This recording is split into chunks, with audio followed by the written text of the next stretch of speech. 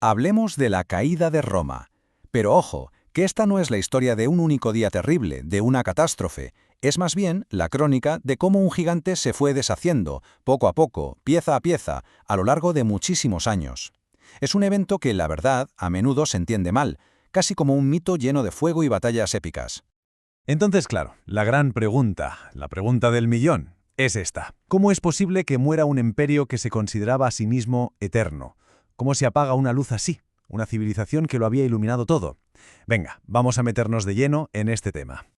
Pues mirad, la respuesta no es un gran estallido, no fue un boom y se acabó. Fue más bien como el crujido lento de la madera vieja, un deterioro que fue pudriendo los cimientos durante generaciones. Así que olvidémonos de la idea de una película de Hollywood. La realidad fue algo mucho más lento, una transformación larga y muy compleja.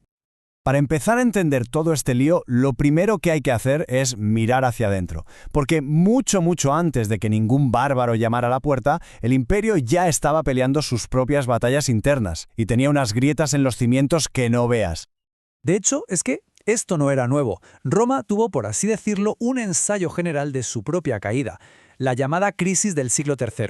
50 años, 50 de guerras civiles sin parar, plagas, un colapso económico que casi se llevan por delante al imperio. ¿Sobrevivió? Sí, pero quedó tocadísimo. El daño en realidad ya estaba hecho.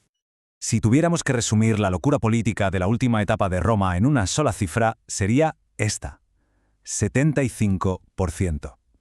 Y es un número que, sinceramente, da escalofríos. Porque sí, ese es el porcentaje de emperadores de esa época que murieron de forma violenta, o asesinados o en el campo de batalla.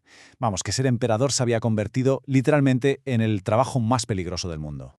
Es que el contraste con los inicios del imperio es brutal, como se ve aquí. Se pasó de un sistema de adopción que, funcionaba y garantizaba estabilidad durante décadas a un auténtico caos. Un caos donde el ejército ponía y quitaba emperadores como si fueran cromos. Esta falta de un sistema claro para la sucesión fue quizás la mayor herida que Roma se hizo a sí misma, creando un estado de guerra civil casi constante. Y claro, el ejército, que había sido el corazón de Roma, se transformó por completo.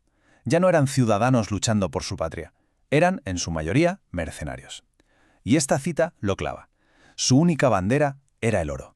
Si no se les pagaba, la lealtad se esfumaba. Así de simple. Y un imperio sin un ejército leal es un gigante con pies de barro. Y para pagar a ese ejército tan caro, el Estado se metió en una espiral económica mortal. Era un círculo vicioso. Las guerras constantes necesitaban un ejército enorme. Para pagar a ese ejército hacían falta unos impuestos asfixiantes. Los agricultores no podían pagarlos, así que abandonaban sus tierras. Consecuencia, menos comida y, peor aún, menos gente pagando impuestos, lo que debilitaba más al Estado, que subía todavía más los impuestos a los que quedaban. Una trampa sin salida. Con toda esta podredumbre interna, el imperio era como una casa con los cimientos carcomidos.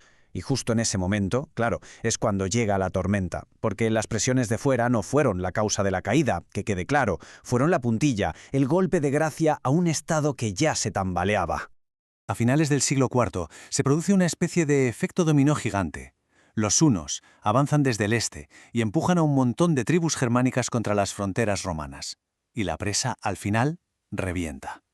Momentos clave como la batalla de Adrianópolis, un desastre para Roma, o el cruce del Rin congelado. Y sobre todo, el gran trauma, el saqueo de la mismísima ciudad de Roma en el 410. Eran señales de que todo se venía abajo. Pero insisto, y esto es clave para entenderlo bien, las invasiones fueron un síntoma de la debilidad de Roma, no la causa.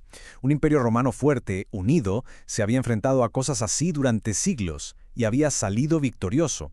Pero este imperio tardío, roto por dentro, sin dinero y enfrascado en sus propias guerras, simplemente ya no tenía fuerzas. Y es que, mientras todo esto pasaba, el propio mundo romano estaba cambiando de una forma radical. Ya no eran solo crisis políticas o militares, era el alma, el tejido mismo del imperio, lo que se estaba transformando por completo. Por ejemplo, la decisión de dividir el imperio en dos, que en teoría podía tener su lógica, pero para Occidente fue un desastre total. De la noche a la mañana, la parte occidental se encontró siendo la más pobre, la más expuesta a los ataques, y la que tenía menos recursos.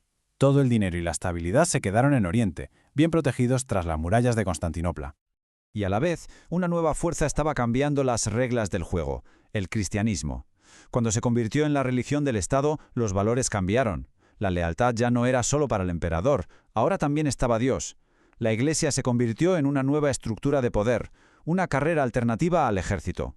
Y los obispos, bueno, los obispos a menudo tenían más poder e influencia en una ciudad que el propio gobernador imperial.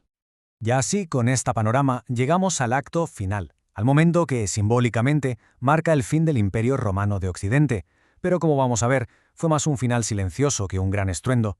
El último emperador de Occidente fue un niño, un tal Rómulo Augustulo, y es una de las grandes ironías de la historia, porque su nombre era una mezcla de Rómulo, el fundador mítico de Roma, y de Augusto, su primer y más grande emperador. El principio y el fin, todo en un solo nombre. En el año 476, un general germánico, Odoacro, lo quita del poder. Pero lo que hizo después es lo realmente importante. No se proclamó emperador. Lo que hizo fue coger las insignias imperiales, la corona, la túnica, y enviarlas a Constantinopla, al emperador de Oriente. El mensaje era cristalino. Oye, que por aquí ya no necesitamos un emperador, se acabó el juego. Por eso el año 476, en realidad, no marca el fin de Roma. Marca el fin de un gobierno central que, seamos sinceros, ya no gobernaba prácticamente nada en Occidente. El colapso había ocurrido mucho antes. Esto fue simplemente como firmar el certificado de defunción.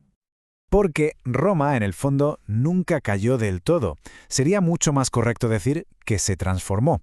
Y su sombra, su influencia, es tan alargada que llega hasta nuestros días, de formas que a menudo ni nos imaginamos.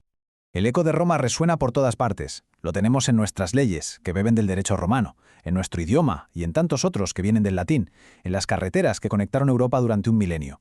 Y quizás lo más importante, en la propia idea de un imperio unificado, un concepto que ha obsesionado a líderes de todo el mundo desde entonces. Y todo esto nos deja con una última reflexión. Quizás la pregunta importante no es cómo cayó Roma. Quizás la verdadera pregunta es, si nunca desapareció del todo, si solo se transformó, ¿de qué maneras, a menudo sin que nos demos cuenta, seguimos siendo todos un poco romanos a día de hoy?